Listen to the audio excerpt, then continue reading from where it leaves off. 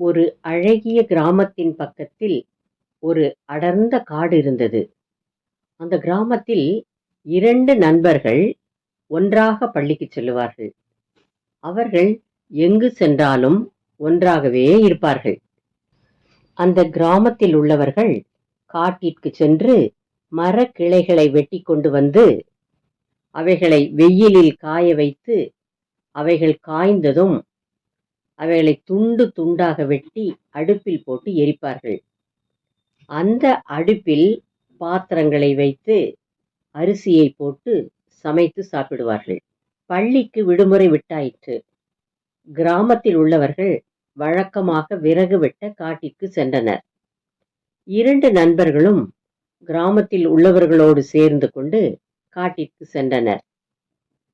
எல்லோரும் மரக்கிளைகளை வெட்டி கட்டி கொண்டிருந்தனர். 2 நண்பர்கள் அங்கே விளையாடிக் கொண்டிருந்தனர். அப்போது அவர்கள் ஒரு முயலைக் கண்டு அதை பிடிக்க அதன் பின்னால் ஓடினார்கள்.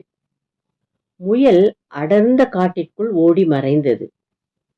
நண்பர்கள் திரும்பி மரங்கள் வெட்டும் கிராமத்து மக்களை நோக்கி செல்ல முயன்றனர்.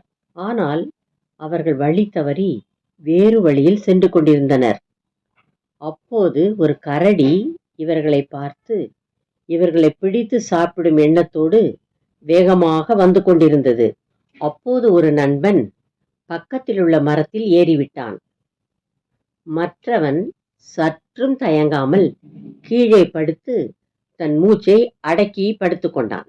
கரடி படுத்து கொண்டிருந்தவனை பார்த்து அருகில் சென்று அவனை முகர்ந்து பார்த்தது. அவன் இறந்து விட்டான் என்று நினைத்து காட்டிற்குள் சென்று மறைந்து விட்டது. கரடி காட்டிற்குள் சென்று மறைந்தது. மரத்திலிருந்து கீழே இறங்கி வந்த நண்பன் படுத்திருந்தவனை பார்த்து, நண்பா, கரடி காட்டிற்குள் சென்று விட்டது என்றான்.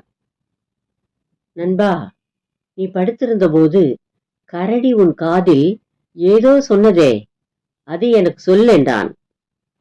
படுத்திருந்து எழுந்த நண்பன் இன்னொரு நண்பனை பார்த்து, நண்பா, அது ஒன்றுமில்லை, ஆபத்தில் உனக்கு உதவி செய்யாத நண்பனிடம் சேராதே என்று சொல்லிற்று என்றான்.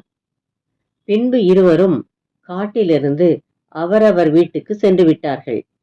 நாம் நண்பர்களிடத்தில் பழகுகிற போது அந்த நண்பர்கள் ஆபத்து காலத்தில் நமக்கு உதவி செய்யவில்லை என்றால் நாம் அவர்களோடு பழகுவதை நிறுத்திக் கொள்ள வேண்டும் என்பதை இக்கதையின் மூலம் தெரிந்து கொள்கிறோம்.